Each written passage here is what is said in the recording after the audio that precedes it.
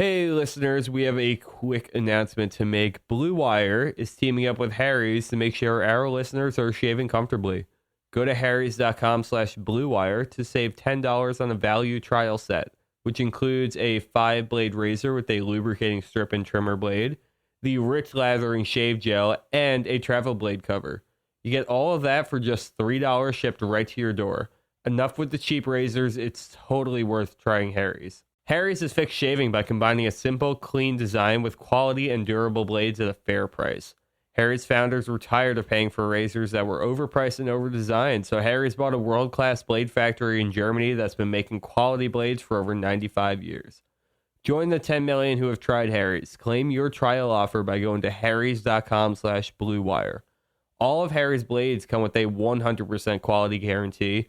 If you don't love your shave, let them know and they'll give you a full refund.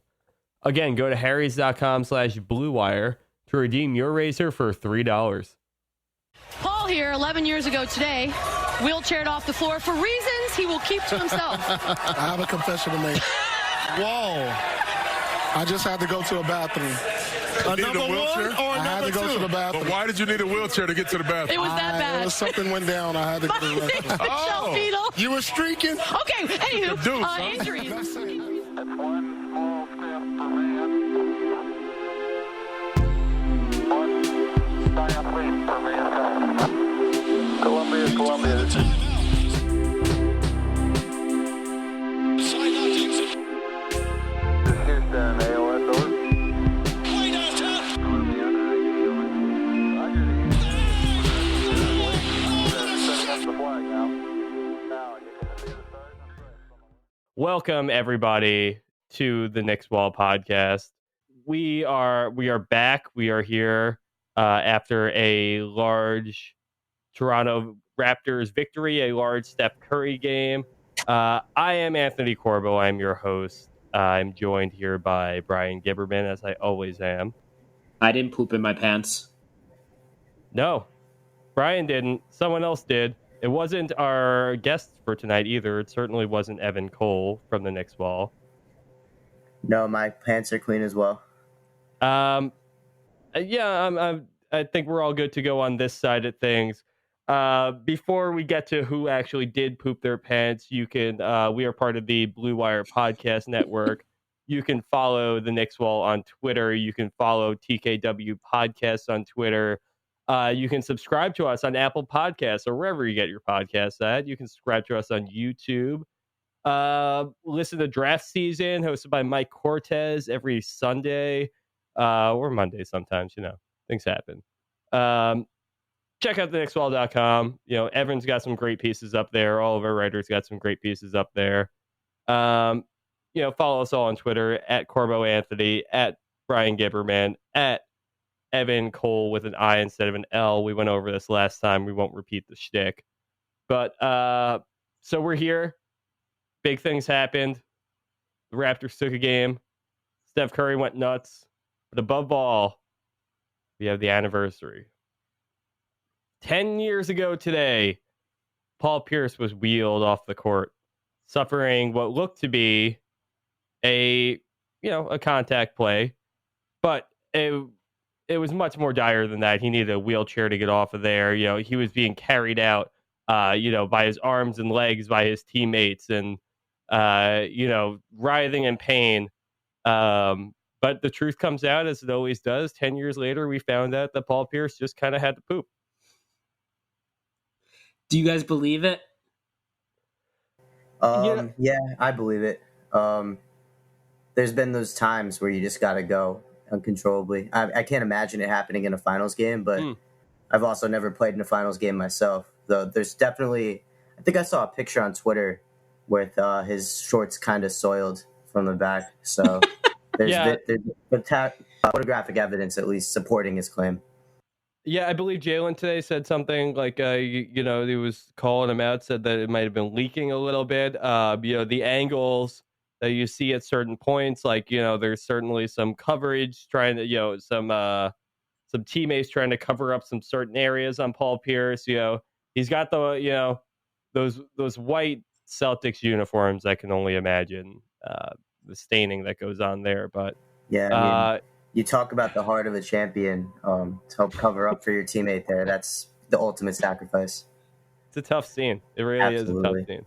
The dude who in the locker room has to go around and collect those pants and wash them. Man, that's a shitty job that time. Do they even wash those? I mean, like, you're talking NBA players here. Like, I'm kind of under the impression that NBA players get new uniforms. No. They reuse the same ones. Like, if a player gives a jersey away in the crowd, they have to pay for that jersey. They absolutely use the same ones. Usually, like when I covered the Suns, there was a large bucket and all the stuff got thrown in that bucket and someone would take it away and wash it. I hope that Paul Pierce had to go ahead and play the rest of the game in his soiled britches. That's all I have to say about that. All right, so he did tweet after the game. Sorry to bust y'all haters' bubble, but the only pooping I did June 5th, 2008 was on the Lakers. Facts. Haters gonna hate.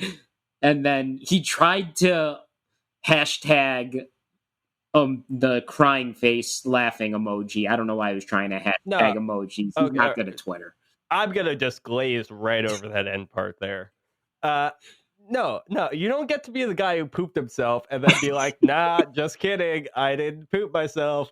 Like, he told that story on national TV today, and I looked at his face after. The, like, cringe smile you got to try to hold when you're trying to keep face, but you just pooped yourself. Like, he might as well have just done the same thing on air 10 years later to commemorate the day. Because it's basically the reaction that he had on air from there. It just feels like Paul Pierce is just like in retirement. He feels like he earned this kind of respect where he could just say and do whatever he wants and we laugh it off. It's like, oh, it's Paul Pierce. It's an all-time great. But he just winds up repeatedly dunking on himself every single time without failure. It's incredibly true because it's just like he really just thinks he's one of the guys. It's Hall of Famer Paul Pierce here. It's, elite player Paul. Like, he puts himself into that top-tier conversation. Like, I truly feel, and listen, you're an NBA champion, you whatever. Paul Pierce's resume is Paul Pierce's resume. I'm not saying that the guy can't feel good about himself, but know the company that you're in is all I'm saying here. Yeah, you're the guy who pooped your pants at the party. He's taking this talk to another level, for sure. His retirement ceremony was on Facebook Live, for crying out loud. So I don't know. Do we have anything more to say about Paul Pierce pooping himself, or can we move on to the NBA Finals, the secondary story here? I got no more poop jokes. The story of the night, though, Steph Curry went off for how many points? 47, 42? I believe. 47. He had 47. 47, 8, and 7. Playing by himself. 8 and 7. And what was the final score of the night? 123-109, the Raptors. Yep. 14-point game. Just couldn't get it done. I mean, you have no Klay Thompson, obviously. I didn't see too much of the first quarter of the game, but up until it seemed like the end, it felt like Draymond kind of fell asleep for a bit. DeMarcus was awful tonight. The moment they probably needed him. Andre kind of started off decent, but then disappeared after a minute. Like, it kind of just showed, if anything, Klay Thompson's absence here really showed the limitations of the Golden State, role players that were getting a lot of praise earlier on in the series and throughout the playoffs. Like, there really is a certain point where, you start taking big pieces away from that Golden State lineup, and they just can't compete after a while. They seem invincible, and it's just, the cracks really start to show once you start taking some guys away here. Tonight, I actually thought was more about the defense than the offense, even though they shot 36% from the field, but they hit 12 threes, and how much they got to the foul line kind of saved the offense. They were 25 for 30 from the foul line, including 13 of 14 from Steph. The Raptors shot 52% from the field, were 17 of 38 from 3. So, yeah, Clay, and we can't forget Looney. I mean, that's two of the key parts that make Golden State's defense elite. You're asking Dre, and you're replacing that with DeMarcus Cousins, Jonas Jerebko, Andrew Bogut, Quinn Cook. I mean, that there's not a lot of defense Alfonso McKinney, the guys who are, and Sean Livingston, the guys who are stepping up in that place. It's just a massive drop off on defense, and that really came back to bite them tonight. Yeah, and the inability to guard the Raptors' actions, both on the perimeter and in the paint, really just enabled everybody on Toronto to get in a great rhythm. In the fourth quarter, we just saw it repeatedly where, if there was a glimmer of hope for Golden State to claw back in, Toronto was able to hit that momentum-killing shot just because they were so in rhythm early in the game. And then Cousins, offensively, what we thought was going to happen in game 2, or at least myself, and I assume most people thought the same thing. What in game 2 when he started, it happened tonight. He did it right when he was in like the tertiary role, but when they needed him to be like one of the main cogs. And if Cousins was Pelicans or Kings Cousins, he would have been the second option tonight to Steph, and they really needed that from him. Yeah, and they got 4 points. He was 1 of 7 from the field, and he couldn't make a layup. He had no lift in his legs. He was a complete disaster. I mean, it's strange because with him being back, like, in the game and him playing again, the hype around him coming back was probably a little bit overblown at the beginning too. But it's just like this was really the opportunity that they needed him to step up. Like if he was going to be back just in time for any point, like this was going to be it. I'm interested to see, especially with Kevon Looney out and how much he's done for them in the playoffs this year too. But yeah, I mean, just at a certain point when you have Draymond who's responsible for a lot of other things on the court than just helping on the scoring load, and not much else beyond there other than Steph. I mean, it's going to be hard to keep up with a. I thought the Raptors, honestly, who we haven't spoken too much about either. Like, I thought that they had a bit of an incomplete game too. I thought that they had, some solid, they had some like solid moments, like getting into, especially through the first quarter and how they ended off the game and for the large part. But they really felt like they kind of fell asleep for a little bit in there too, just not being able to score anything for a little while. And Golden State certainly had opportunities to take more advantage, and I thought that Steph obviously did everything that he could. But at a certain point, you just don't have the pieces to stack up against them. Mm-hmm. Yeah, I felt there were moments, particularly in the start of the second, and then for a great portion of the fourth quarter, where the Raptors really could have just gone for the kill, ended the game entirely. But they let the Warriors lurk around them. It didn't burn them because outside of Steph, there really wasn't much creation for a large stretch of that game. Like Brian said, I mean, Boogie had no mobility on the defensive end, and he had 0 lifts trying to finish around the basket on the offensive end. And with the exception of Quinn Cook hitting a few shots, there really wasn't much out there once Steph found open men. Where not having Clay and KD with Steph, or at least one of them, really came back to kill. Like those grab and go rebounds from Draymond, they were able to close down on him and not worry about the shooters spacing the court. He had a bunch of turnovers off his passes. He had 4 turnovers, and I would bet three of 4 of them came off him passing the ball, trying to kick it out, or he got blocked at the rim a couple times. Just the space that Draymond needed to operate wasn't there. Mm-hmm. And really, that Fred VanVleet crazy 3 that kind of clinched everything in the last minute of the game, that was a great kind of synopsis for everything that happened. The 17 threes, it seemed like every time Golden State got a little bit close, Toronto hit a 3. Lowry hit 5 of 9, and Danny Green hit 6 of 10. So, I mean, that's 11 of 19. Between those 3, those 2 and Fred VanVleet was 3 of 6. So that's 14 of 25 from 3. That's the game right there. Yep. I mean, Lowry was huge. I mean, if there was any difference maker on the Toronto side, it's just Kyle Lowry being able to. I mean, and it wasn't even just the 3-pointers. Like his shot being there is such a game changer for the Raptors as a whole. But he was getting to the rim really efficiently, and then the Danny Green third quarter was just explosive and exactly what Toronto needed. I felt like to really secure this game. There was if Danny Green didn't have that kind of like stretch where he hit, what was that, like 4 or 5 like threes, like, with only a possession or two separating each one, it was, that if that didn't happen, that was the moment that Golden State really could have crawled back into this, but he kept them alive. Ibaka too, he had 6 blocks tonight, I think it was.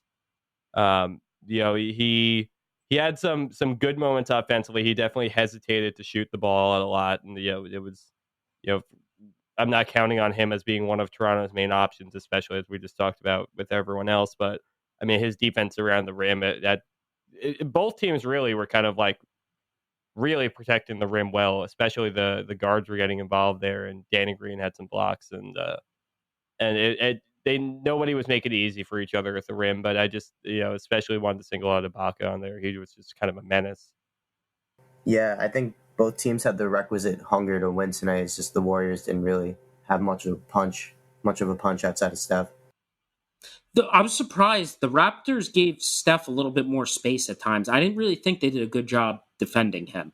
He was able to get cleaner looks than he should have, considering what was around him. In the starting lineup, there wasn't a single other person that you worry about taking 3-pointers. And he started that game. He got, like, right off the bat, I think he missed the first one, but it was an absolutely wide open, clean look. The Raptors defense was not sharp tonight. The Warriors just didn't have the guys to make shots. Yeah, absolutely. There were a ton of point blank looks at the rim and wide open spot up looks from 3 that the Warriors just really couldn't capitalize on tonight, and that made the difference in capitalizing those big runs. Yeah, I mean, it was. Do you think that Steph got that, or do you think their coverage on Steph was better or worse after they swapped out VanVleet for Danny Green coming into the third quarter? I think it was just a little different. Steph wasn't hunting looks at the start of the third as aggressively as the first. Like, you could tell from the get-go in the game, kind of, he made it an emphasis. Like, Steph usually tries to defer and, like, see which teammates have it going, but tonight it was, like, instant. He went into kill mode. Like, he took 10 shots in something like the first 7 minutes. But VanVleet's a really solid defender. He's really good at getting into Steph's body. And I think that might have impacted how the Warriors' offense flowed. I liked how they played defense on him in the second half. I think Steph saved. Look, he was still great, obviously, but getting to the foul line, he was. It was more the shrewdness of that than as much of it was clean looks in the first half. So I did think the Raptors defense improved as the game went on. Agreed. He was just as effective on the stat sheet, but I think he definitely had to work more for what he got in the second half. So I want to focus a little bit more on the Knicks side of things and talk about Jarrett Culver coming to town. But really quickly, I want to tell you all about our sponsor, ShipStation. When you're selling online, getting your orders out can be a real pain. That's why you need ShipStation.com. It's the fastest, easiest, and most affordable way to manage and ship your orders. No matter where you're selling, Amazon, Etsy, or your own website, ShipStation brings all your orders into one simple interface. ShipStation helps you get orders out quickly, save money on shipping costs, and keep your customers happy. And right now, listeners to the Knicks Wall podcast and any Blue Wire podcast can try ShipStation for free for 60 days when you use promo code BLUE. There's absolutely no risk. You can start your free trial without even entering your credit card info. ShipStation works with all the major carriers, including USPS, FedEx, UPS, and even Amazon Fulfillment. So you can compare and choose the best shipping solution for you and your customer. No wonder ShipStation is the #1 choice of online sellers. You'll ship more in less time with the best rates available. Just visit ShipStation.com, click on the microphone at the top of the page, and type in BLUE. That's ShipStation.com, then enter promo code BLUE. ShipStation.com. Make ship happen.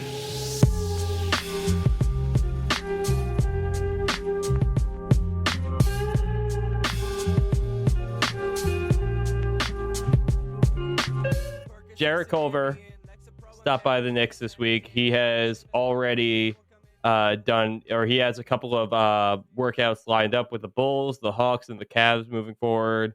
He had a workout done with the Lakers already. he is certainly a guy who's going to be in the mix, for the Knicks at 3. I feel like regardless of what ends up happening with that pick, like Barrett's the front runner. However they view the guys, like from our perspective, Barrett seems to be the front runner.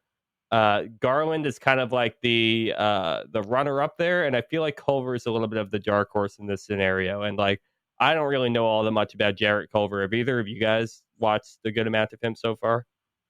I'm pretty upset Kyle isn't here tonight because I wanted to have this. We went back and forth about in this on Slack. I'm happy if the Knicks take RJ, but I'm basically at a point where I'm cool with RJ. I'm cool if they take Culver. I'm cool if they take Garland, and I'm cool if they take Clark. So how I think the smart way to go about this, it sounds like the Cavaliers are absolutely in love with RJ Barrett. Let the basically try and make what the trade that the Hawks made with the Mavericks last year, and that led to the Hawks having 2 picks, 8 and 10. I think it was the 10th pick they got from the Mavs. So you do that, you get next year's pick. It's going to be lightly protected, and maybe you try and get 26 also. You drop back from 3 to 5. You still get one of those guys, and yeah, I'd be happy if they have Culver there. Culver and Barrett's numbers in college are basically identical. They just got to where they did in different ways stylistically. Yeah, I would say the main difference offensively between Culver and RJ is that RJ was definitely a lot more ball dominant. Culver is able to function either on or off the ball to get his points. I don't think he was as strong of a playmaker as RJ. This past year. Also, he's 2 years older than RJ, and I think that's a big difference to consider. But then on the defensive side of the ball, it's not even a competition. Culver's a significantly better both on-ball and team defender for sure. I know people like to bring up the Culver clutch numbers as something that makes kind of a difference. I lean towards that probably being a little bit fluky. Guys are mainly going to end up being how they are. It's just in small sample sizes at times. You're going to have highs and you're going to have lows. And it's good to have someone who's capable of doing something like that. But I don't buy that he's going to be some super clutch player his entire career. And tell me if you agree with me, Evan, where I think Culver might make sense is if you know is for a fact you're going to get KD and another player, and you don't really think 3 is going to get used in a trade. It's someone that you're going to keep. In that scenario, do you like Culver more than Barrett? I can kind of rationalize it both ways. Like, I could talk myself into Culver being able to play off the ball of KD, and then if another top-tier free agent signs them as well. But also, RJ would have value on a team like that. He'd be able to be utilized kind of as a super 6-man of sorts. His scoring ability and playmaking ability could keep the bench afloat when KD and possibly another star is resting. So I could see the argument for both. How do you feel on that? I'm kind of the same way as you.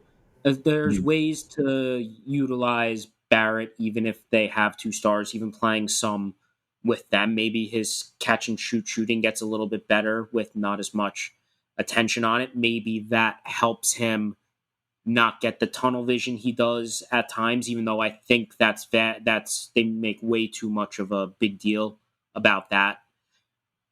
So yeah, I'm with you, but the defense is where if you're trying to win right away, Culver's defense is easier to incorporate and makes him, I think there might be a faster path towards him being a winning player as a rookie, when typically guys that age don't really contribute to winning. Yeah, I agree. I mean, I think he can slide right away into a 3-and-D Chris Middleton type role. Obviously not with the production of Middleton. Like, Middleton was an all-star this year, but his ability to not need the ball to score, but he'll still dig in and be a hound defensively, whatever it takes, that kind of a role. Culver can step into that right away.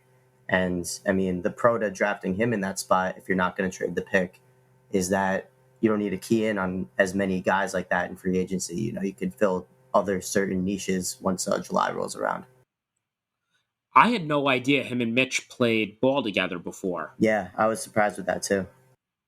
That you would have thought that would have came out at some point. I mean, Culver got a lot of attention in like the Knicks Twitter sphere during the season. I'm kind of surprised no one knew that. Mm-hmm. Yeah, I mean, it's a flashback to lottery night, but I was just hoping the Knicks pick top 4 because the way I saw it, I would have been fine with any of Zion, obviously, Ja, RJ, or Culver. Any of those 4 would have been good to me, and I mean, falling all the way to 5 would have been miserable considering both falling that far and just the amount of possibilities with that pick. I kind of like Garland more than Ja now. Mm-hmm. Yeah, I can see the logic in that. You watch Garland on tape and just his ability to shoot both, off the catch and off the bounce, his quickness with his handle and using that into a lethal pull-up both from the mid-range and from really deep.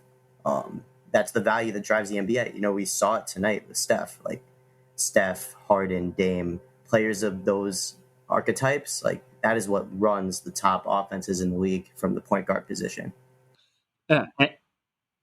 What is the Garland versus Culver comparison look like? These are definitely the two guys in like the top 5 mix that I know the least about. So how do they compare against each other? What's the strengths look like? They're just totally different players. So with Garland, he's more your lead guard, and where the problem comes in is he had more turnovers than assists, and there's some questions about his vision. Even though so the only game I was able to watch in full was against Alcorn State. That's the only thing I had access to, and he made some all right passes in that game. I didn't think the passing was especially terrible, but I've seen through like stories and other people's clips passing that wasn't very good. So when you look at like Garland versus Ja instead of Culver, it's like because they're the two guards, they're easier to kind of compare.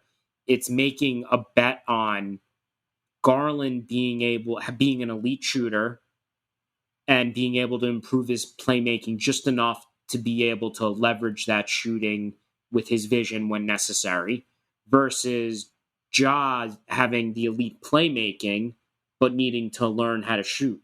And we always assume that guys are going to learn how to shoot and they can get better at it, but that's not always the case. Some guys are just better shooters than others. And I think I like the bet on Garland's elite skill versus the bet on Ja's elite skill. I do wonder if, say, the Knicks want to go all in on 2 forwards in free agency as opposed to a forward and a guard. They can take Garland, bet on his upside that comes along with his shooting ability that we've seen is what dominates the league right now. And then just put almost every other ancillary piece, with the exception of Mitch, on the table and go all in on Bradley Beal. Because a Garland-Beal backcourt could be really damn explosive. Early on, if you're going to play Garland big minutes, you're going to want like KD and another wing initiator, so Garland doesn't have to be the one who's always starting the offense. And I wouldn't even want him in that number 2 slot. But if you had him in that third guy with Beal, or say Tobias Harris, Jimmy Butler, someone in Middleton, someone else with KD, and then you had Garland as your third, and you could kind of use him off the ball and let him bring him along a little bit slower with some of the on-ball stuff, that would be pretty intriguing to me. Yeah, absolutely. And I think that the one thing like that these talks sum up is that the Knicks have plenty of options at 3 right now. Even though RJ is probably the most bankable, like you can envision him in a star role archetype in this draft, there are so many ways and avenues that the Knicks can cross because they got pretty much a blank slate this offseason in terms of how they want to build the team. So speaking of how the Knicks are going to build their team, there seems to be a little bit of commotion that's come up over the last couple of days. Stephen A. Smith had this to say about what's going on with the whole the Knicks free agency scenario right now. What I'm hearing is that Kyrie Irving wants to be a Brooklyn Net and may try to convince KD to be one. KD will probably say no, but either elect to go to the Knicks, or if the Golden State Warriors lose in the NBA Finals, he may elect to stay with them. If they win, he'd leave, but if they lost, he'd stay. These are the kind of things you're hearing just because you heard that Kyrie Irving is interested in being a Brooklyn Net instead of a New York Knick. Now, if I'm KD, I'm flexing my muscle. I'm saying, I'm the man, you my dog, let's go to New York together, to the Garden. The flip side is that Kyrie's his own man himself, and who knows what he'll be willing to do. We just don't know right now. It was a foregone conclusion. Supposedly, they were both going to the Knicks. Now, it could be up for grabs. I don't know what the hell is going on. I just don't know. But I do know this much. I'm scared as hell because I'm a Knicks fan at the end of the day. And it looks like things might go the wrong way. Damn it! I just can't get over Strawberry Fields Forever playing in the background of that thing the entire time. Like, it's so goddamn distracting. But so there's a lot going on with the Kyrie Irving scenario right now. There is some more news that came out today, too, of him apparently renting some kind of apartment or some kind of a space in New York. Again, that doesn't lead any clarity to the Brooklyn Knicks kind of discussion here, but we've been talking about this for a little bit now about how the Kyrie Irving fit in Brooklyn looks pretty damn good, and how they, have everything it would take to make it happen, and that, Kyrie, they have pretty much everything he's asking for there. Like, this whole thing really doesn't come as very much of a surprise to me if there's any credence to it. I'm at the point where I believe Kyrie will be with either the Knicks or Nets. I think this is the two teams that it's going to come down to. I don't have the slightest fucking clue which one it's going to be. Yeah, agreed. I can envision both things, just given like the love affair that KD and Kyrie had back in the All-Star break, and the Knicks' ability to pair both of them pretty easily. Like, they don't need to make a trade to free up the requisite cap space to make this happen. But also, Kyrie's a weird dude. He's kind of a hipster, and Brooklyn's right up his alley in that regard. He's just like, he's tailor-made for like Williamsburg, Brooklyn. Yeah. It is. And, apparently from seeing what's going around the Twitterverse is that the place he was looking at is more on the Upper East Side of Manhattan, which might make getting to Brooklyn a little bit more difficult. But, regardless, like, the fit is there. I really don't see, like, I can't see Kevin Durant signing with the Nets, but I can see Kyrie Irving doing it. I don't. No, go ahead. My bad. No, all I'm saying is that I just see no signs to the Durant thing. Like the whole Kevin Durant scenario seems very clear cut. Like, he will be Golden State or he will be in New York. Like, it's the only two situations that make sense for him.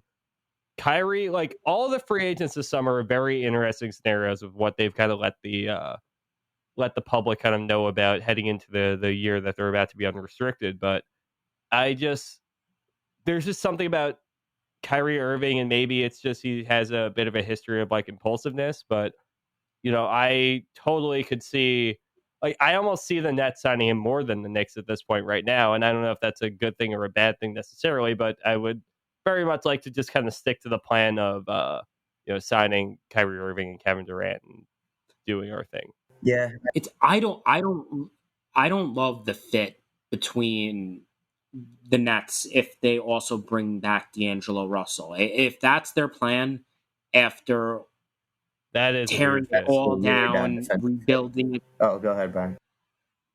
No, go ahead. What were you saying? I was just saying it's a really bad defensive fit. You got two ball-dominant guards on offense, which is fine. Like, they could take turns taking shots and finding tough buckets, but defensively, that's a turnstile, like, just waiting to happen. That's where I am. I agree with you completely. Neither of them have any size. Any bigger two guard's going to be able to get wherever he wants. The point guard initiator is going to be able to dribble drive at will. I don't get it if it's those two. Now they let Russell go, bring in Kyrie, get a wing to go with him, get a Tobias Harris, a Jimmy Butler. That's a great offseason. That's good looking, yeah. Yeah, I'll give them all the credit in the world then. I don't know. Like, I don't know the Nets, as intimately as we know the Knicks, but I feel like they have an attachment to Russell at this point. I could totally see them making that exact scenario happen. And then what do you do with that team from there? Like, what you have?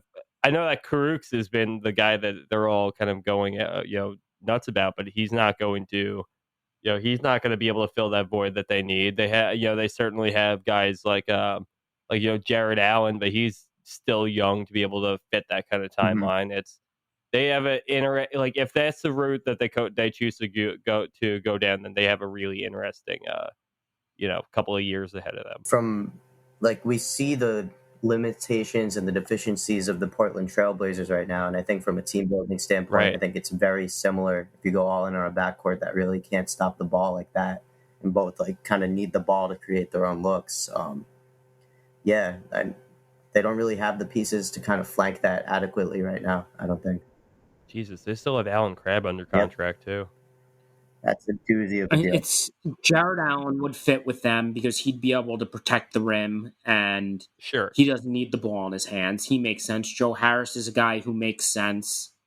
I like their young pieces. I just don't see any of them being able to stack up with like the quality that Kyrie is going to bring, and like even Russell on the court together, like offensively or defensively. I don't really see many of their players being able to help out on that huge X factor would be, if they can get a playmaking forward to step up, whether it's Karis LeVert, whether it's Rondé Hollis Jefferson, somebody, because the defense is going to trap and pressure the guards because that's where the extent of their shot creation will come from. If somebody can leverage that and turn that into easy buckets, like that makes all the difference for the Nets offensively.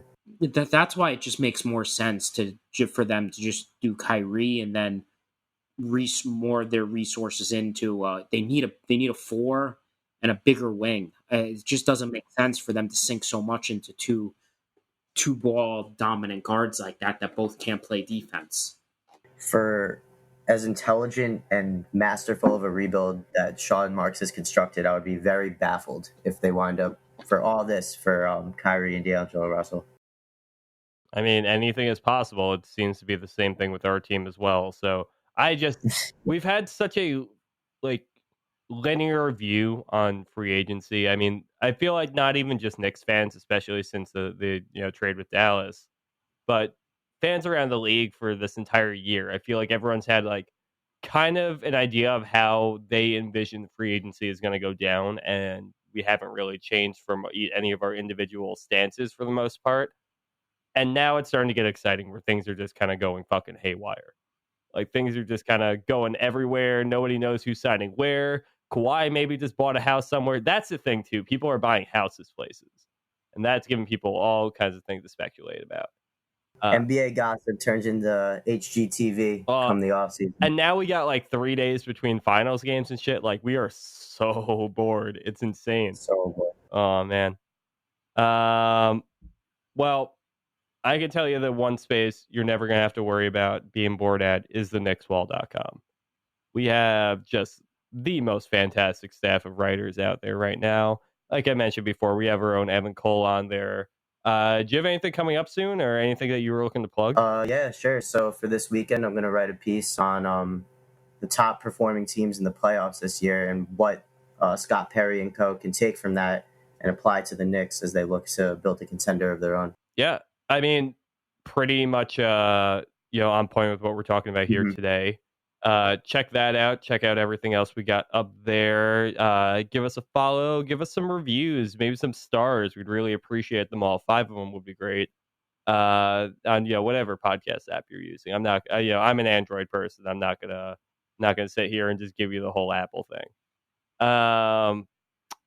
What else do we have to plug here? Listen to all the Blue Wire podcasts. They got a lot of them. There's like 36, 37 of them now.